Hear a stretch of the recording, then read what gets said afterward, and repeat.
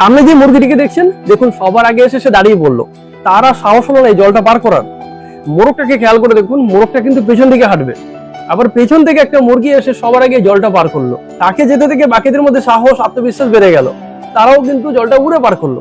এদেরকে দেখে মোরগটা ফিরে এলো, সে তো সবচেয়ে বেশি উড়লো। এই মোরগটার মধ্যে কিন্তু এই শক্তি অলরেডি ছিল, তারপরে সে ফিরে যাচ্ছিল তার আত্মবিশ্বাসের অভাবের জন্য।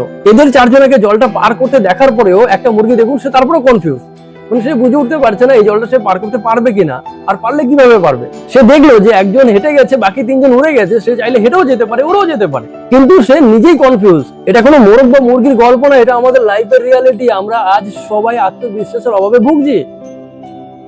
আত্মবিশ্বাসের অভাবে ভুগছি বলে আমরা আমাদের ভেতরে শক্তিকে খুঁজে পাচ্ছি না।